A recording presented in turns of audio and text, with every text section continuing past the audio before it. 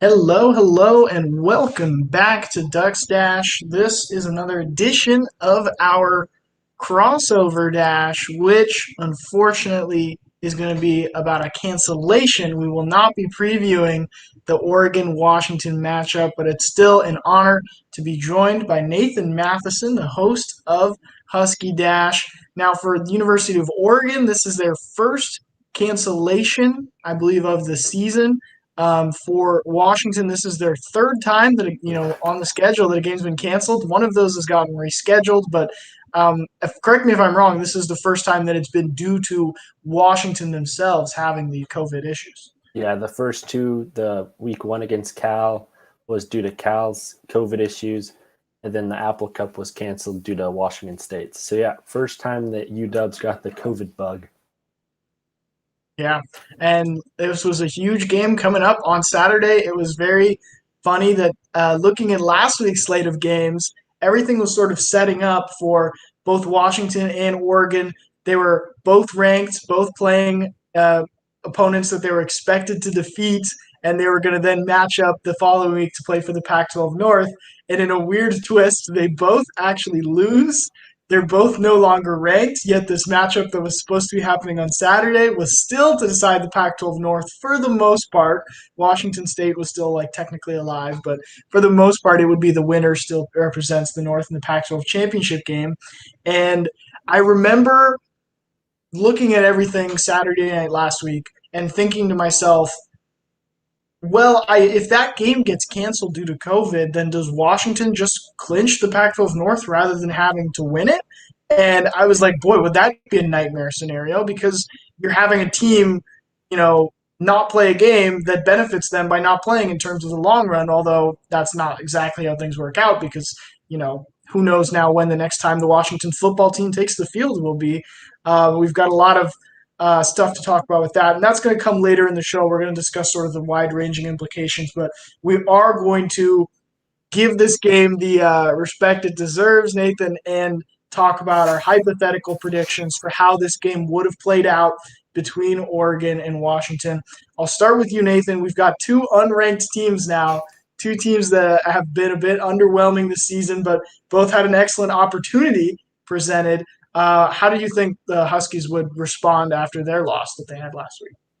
Well, had the game been played, I hope that they would have responded well. The Huskies haven't really faced any adversity all year long, besides being down against Utah, but that was just in one game. So this was coming off their first loss and all that, hoping that they responded well. And I kind of look at it as the last 2 weeks for Oregon haven't been good at all. I mean, you kind of agree with that. Two losses, going the wrong way. And then, so that kind of says maybe UW's got a shot to kind of beat Oregon, a team that coming into the season was thought of as a top team in the Pac 12 and still is, I suppose. But then I'm kind of a realist and I look at the last 20 years and it's kind of history shows that no matter what these teams are doing, the Huskies are probably going to lose. I mean, the last time or since 2004, the Huskies have beat Oregon twice, and those years were in 2016 and 2017, which were historically great Washington teams. I mean, they went to the college football playoffs 2016, and they were also historically bad Oregon teams. So with neither one of those cases being this year, I look at Washington and Oregon as both kind of being average teams. I mean, decent teams that every week they could do something special, but they also have shown that they could just flop. And with that being the case, I thought that it was going to be very tough for the Huskies to win this game. I thought it might be close, maybe one possession, but I also thought that there was a great possibility, especially with the COVID issues, depending on how many players would have missed for Washington, that Oregon could Yeah, have easily just run away with this game. yeah, I definitely think Oregon's in a great position if this game gets played with Washington obviously missing a lot of Mhm. players. That would just sort of set up really well for Oregon. And looking at the Pac 12 North, over the last decade, for the beginning of the decade, and for a while, it was kind of Oregon Stanford. Every year would be sort of Oregon Stanford trading blows, huge game every year for who's the top dog in the Pac 12 North.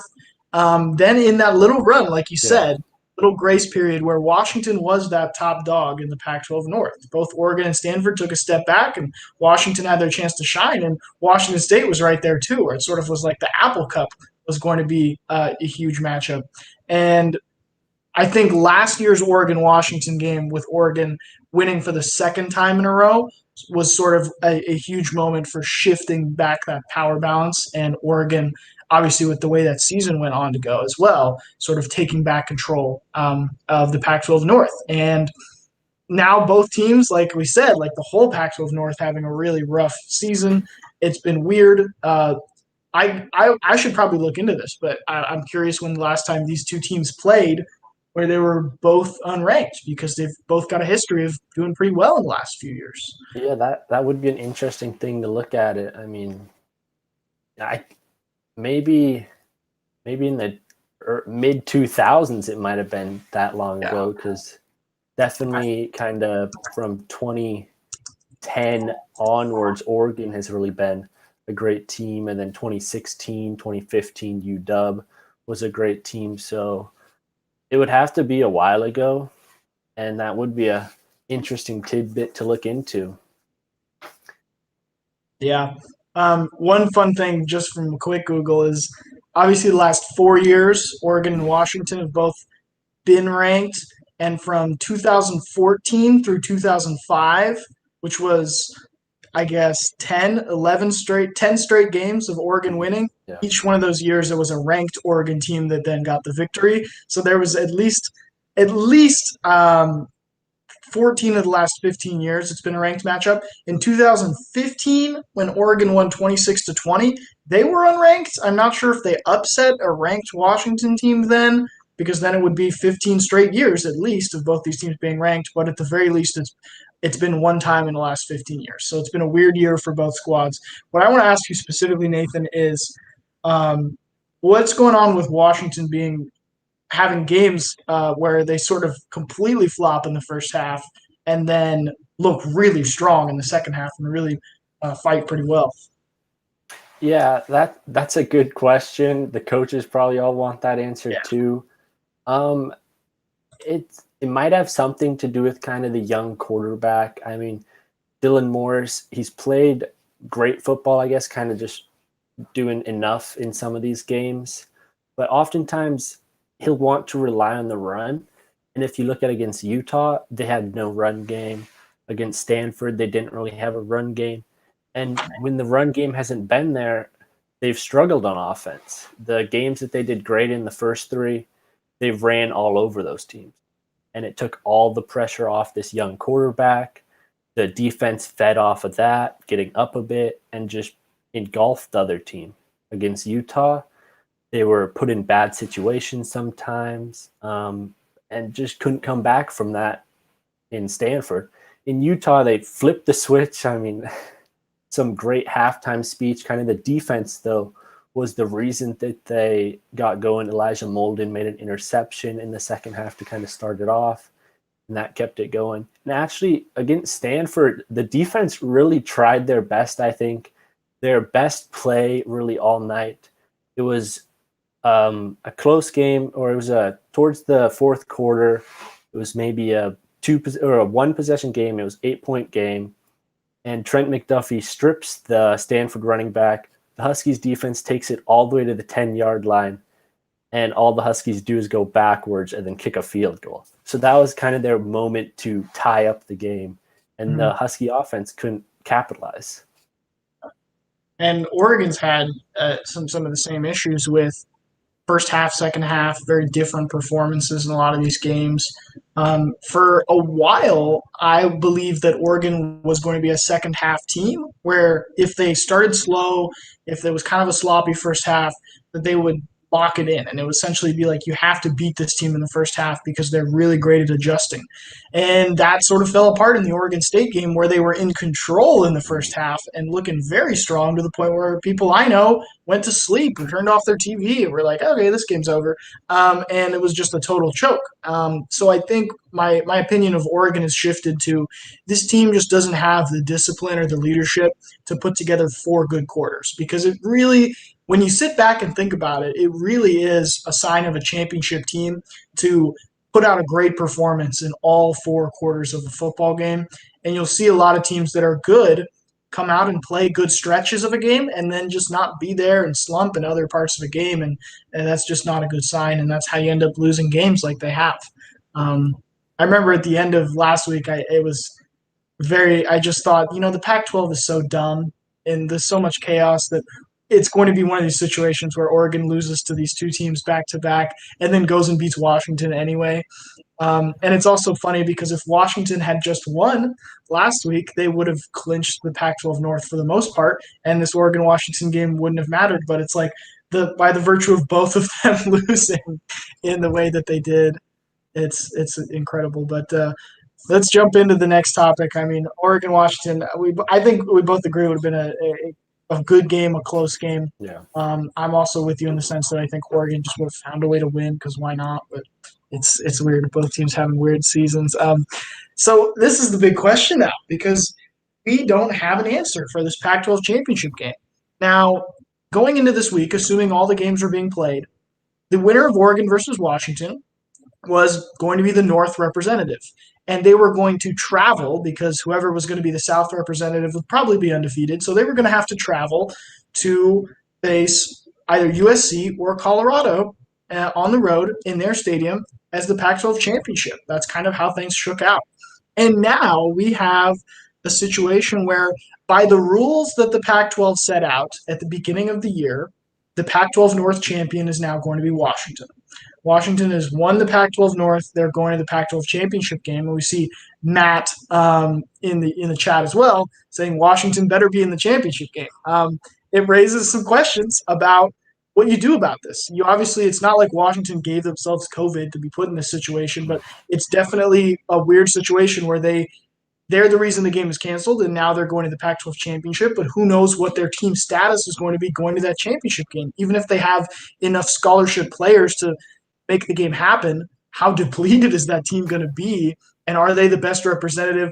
There's so many different possibilities, Nathan. But the question that I want to get into is, what do you think should happen for this Pac-12 championship game? What do you think should be the Pac-12's move here? Well, I think looking at it, I don't think Washington, by their county rules, will be cleared to actually play by next Saturday. And I think they're going to want to play the game then. So I think that they should just play the 2 teams with the best record, which that's something that they talked about, put in the rules if the average games fell to 4 or below. And I did the math quickly, and the average game should be 4.66. So it's not at that limit, but it's close. So see if the Pac-12 makes a little exception, because fans want to watch the best 2 teams, and quite possibly the 2 teams in the South we're talking about here, Colorado and USC, could be going into it undefeated, both 5-0. Colorado's 4-0 in the conference, but still undefeated. And that could be the best game. Not saying Colorado is the second best team. I mean, you could easily make a case Washington or Oregon could be better than them. But by record, they're both 5-0. They both probably will garner the most attention because they're 5-0. Everyone loves seeing that. So I think that that's what the Pac-12 should do, just out of kind of games won. I mean, Oregon, if they hadn't lost their last 2 games, I could easily make a case for them playing in the Pac-12 championship game. But having been part of this 2-game losing streak in recent history, I can't in good faith put them in there if Washington's not able to play. Now, if some magical realm happens and Washington somehow is cleared and able to play, then, I mean, yeah, I think they should play in the Pac-12 championship. They're 3-1. Their 1 loss coming to Stanford last week. They played great all year besides that 1 game, kind of. But right now, looking at it from a standpoint of I don't think Washington's going to be able to play, I would put the 2 undefeated teams from the Pac-12 South and just have them play it out. I kind of touched on it on a Husky Dash episode weeks and weeks ago, like before the season even started. I thought the Pac 12 should just not do these conferences and just have the best teams play one another. And that would be the best possibility to put a Pac 12 team in the college football playoffs. Now, I don't think anyone in the Pac 12 is going to the college football playoffs, but still, just put the best two teams by record against one another. Yeah.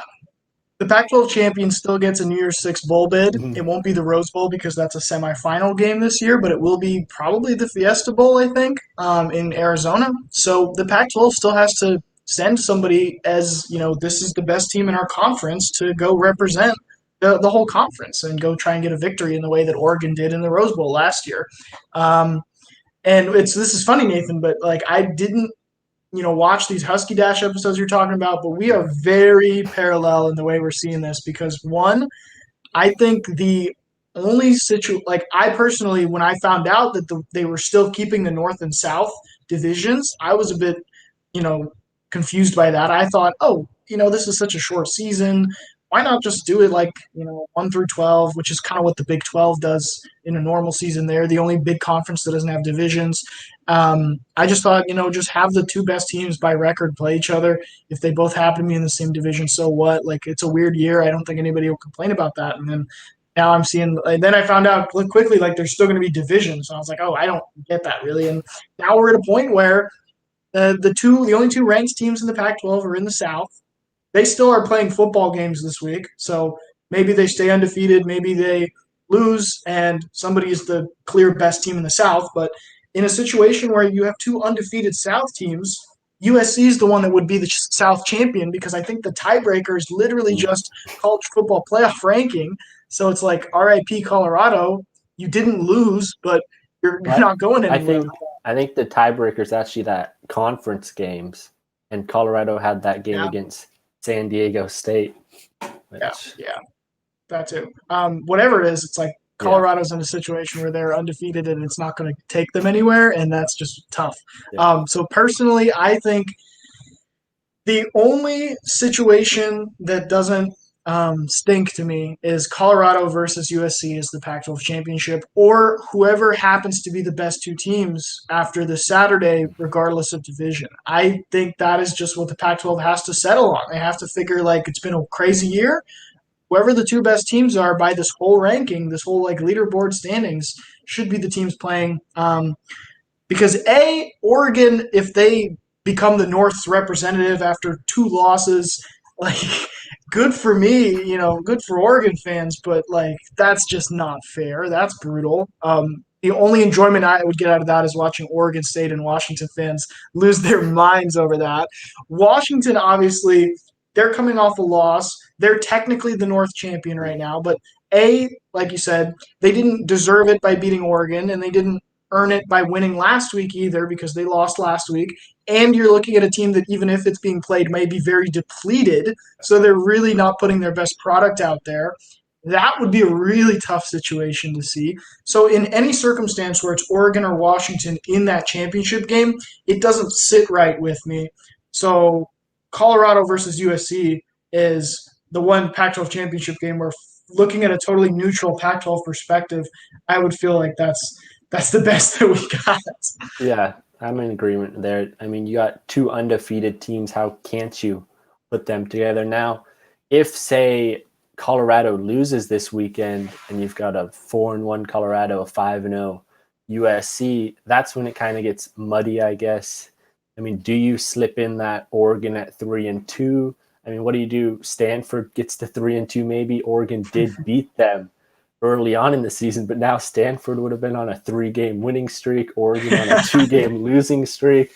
I mean, it's a tough decision, and the Pac-12 has shown that they're not very good when it's a tough decision coming up. Yeah. I saw a Larry Scott meme of like the "everything is on fire, I'm fine" thing today, and it's just like the Pac-12 is in a very nightmare scenario right now, and somebody loses no matter what they decide, and we're all just crossing our fingers and hoping that the Pac-12 does something that makes sense, because there's a lot of history of them doing something that really doesn't make sense, and is confusing and a bit frustrating. So we're we're hoping that we don't get that, but we both agree that right now USC versus Colorado makes the most sense, which is really funny because we both have teams that Yeah. have a claim to this Pac-12 championship game, and we're both like, nah, like it's not how it should be. But this is a different question now. So now we have what should be actually done in the Pac-12 championship game, and now we move to what is the best team in the Pac-12? Because that's a different question. If we were just a committee, for example, that had to send the Pac-12's best to the Fiesta Bowl and just say like this is who we think would put up the best fight against the top team in another conference, or would be I think there could be a Power Five team in that game as well. So it would be who gets to face like a BYU or Coastal Carolina, really great high profile matchup. Who would that be? Who's the best team in the Pac-12? As we said, both USC and Colorado are the two currently ranked teams in the Pac-12. I mean, this is such a tough question. You look at the rankings, kind of you say USC, right?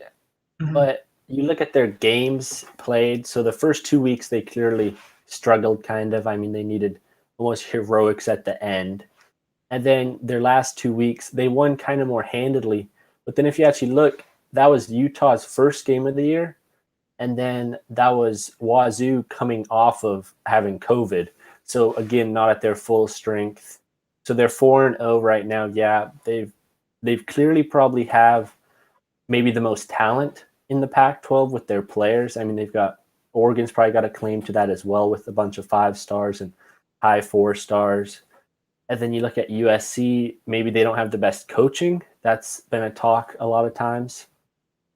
And the next team, kind of looking at Colorado, they're 4-0 as well. But again, their level of play in their games that they've won, they haven't been up to like some top team par. I mean, beating UCLA by a touchdown, beating Stanford by a field goal when Stanford looked like they were bad. Now Stanford, of course, looks like they're good. So maybe that looks better. And they played San Diego State, beat them by 10. San Diego State lost to San Jose State by 11. So, I mean, not too impressive. And then beating Arizona by just 11. Again, it's really tough to say. But if I were to pick a team, I would probably have to go with USC just based off of the talent of their players and the potential that they could have game in and game out. Yeah, and I got to go with USC as well. I haven't watched enough USC games to really get a gauge for how good that team is, but it's clear that they've won 4 games where they're the favorite, and that's something where 4 different times they came into a game supposed to win and they won, which both Oregon and Washington have now failed in that regard. Where they've come into a game where it's like you're the better team, you should win this, and they've dropped the ball. So I think I agree with you that USC right now they've earned it. They're 4-0. They get it. But I do want to spiral this into let's each make a case for our teams. Let's, with what you've seen, with what you know about your respective team, I want to hear your pitch for Washington is the best team in the Pac-12.